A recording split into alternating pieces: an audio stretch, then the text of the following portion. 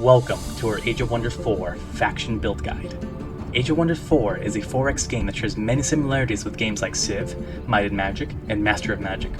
The choices can be overwhelming, so today we'll be talking about the details of a mage build oriented around lifestealing.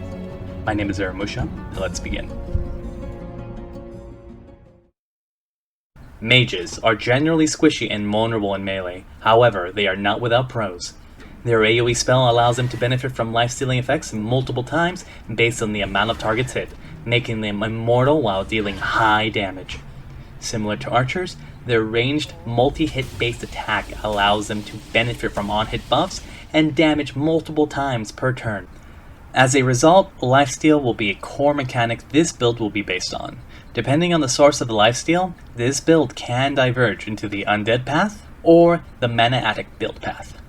The Undead build path is rather straightforward. While taking the Undead build path does not provide lifesteal to the mages until mid-game when we unlock the tier 3 tome, it does not have any harsh penalties that will impact your choices and early gameplay. The build will also have an early preference to research, as attaining lifesteal and Undead status through the Weightborn will be a permanent power spike for this build. It is to note that the morale gain skills are completely useless once Weightborn is attained due to the Undead status. On the other hand, lifesteal can also be obtained from Mana Addict at the cost of inconsistent lifestealing buff and -5 morale per turn when no spells are casted. At a glance, this does not seem very bad. However, the low battle casting points available in the early game and the rarity of 5 mana spells can make this extremely penalizing in long and large scale 18 vs 18 fights in the early game.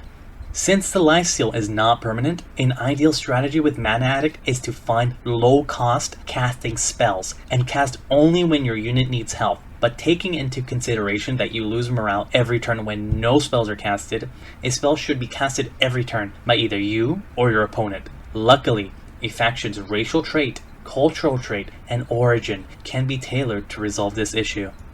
It is to note that once all battle casting points are expended, your army is on a timer. Each turn without spell casts contributes to damage penalization by slowly dragging down your morale from high to low. In another perspective, it is fair to say that Mana Addict's builds benefits more from morale retention and gain than most other builds. For Mana Addicts, morale is less likely to be capped and wasted, and will be consistently needed to refresh morale for greater critical chance.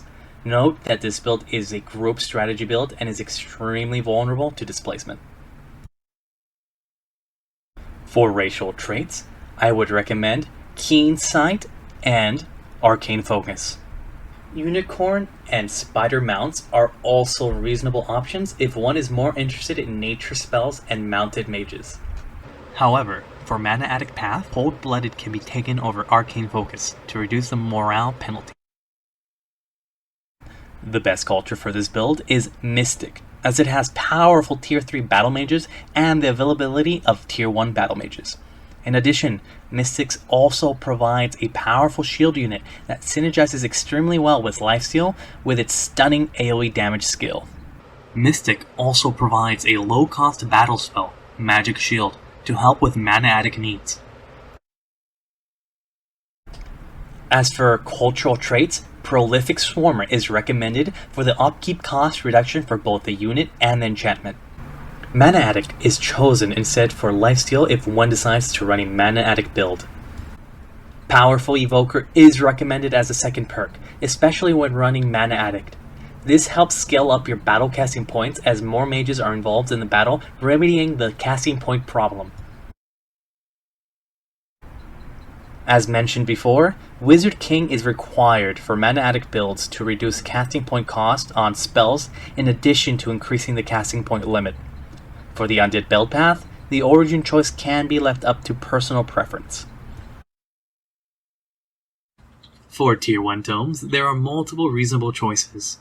Tome of Evocation synergizes best with mage-heavy builds due to lightning focus and tier 2 evokers. Tome of Pyromancy is also a reasonable alternative for tier 3 Pyromancer and its extra damage against burning enemies. Tome of the Horde is a recommended choice as a second tome for powerful Spawnkin transformation, Battle Seeker training, and Summon Irregular. Tier 1 units will generally be relevant until late game, and Horde offers extremely powerful early to mid game war power. For undead builds, Tome of the Soul is also a reasonable second choice. For Tier 2 tomes, Tome of Amplification is chosen for its Frenzying Focus, Astral Blood, as well as Pylon, and Spell Amplification hero perk for players who prefer using damaging spells. Tome of Artificing can be chosen for its Iron Golem, Artesian Armaments, and Siege Magic. Siege Magic synergizes extremely well with Mystic's low-cost Tier 1 Battle Mages. There are no required tomes for Tier 3 unless Undead build path is taken, in which case, Tome of Greater Transformation is chosen for the Whiteborn transformation for Lifesteal. Tome of Teleportation can be recommended for its Phasing Enchantment, as well as Chrono Gate and Astral Trade Relay for troop movement and gold gain. If Tome of Artificing is not used, Tome of Devastation can be picked for Focus of Devastation, as well as for its powerful Warbreed unit and Flame Burst weapons. Here are other possible options. Note that Tome of Necromancy should only be taken for undead builds. This is only ideal for collecting souls early to prepare for Whiteborn if the Tome of Soul is not used early. On the other hand, Doom Herald can be picked for Joy Siphoner's transformation for Mana Addict builds in case morale becomes a major problem. Note that both Tome of Beast and Tome of Vigor should only be used if you have mounted Battle Mages for Unicorn or Spider racial traits. Available Tier 4 tomes can change depending on tomes owned, and come in the late game. Usually, the game would have been decided by now. Choices after Tier 3 tomes are generally less relevant, but undead related tomes are good choices if using the undead build. In conclusion, by employing their AoE spells, mages can benefit from life-stealing effects multiple times based on the amount of targets hit, making them sturdier and less vulnerable to damage penalty. Similar to archers, their range multi-hit base attacks also allows them to benefit from on-hit damage and effects multiple times per turn, making them ideal damage dealers for your military. The primary early game objective of Undead build is to rush to Whiteborn for the power spike while expanding your military. On the other hand, Mana Addict build should look to exploit its advantages early game in small scale fights and large scale fights mid game when casting points is more plentiful. That's it for me. I hope you all enjoyed the video and I'll see you all in the next one.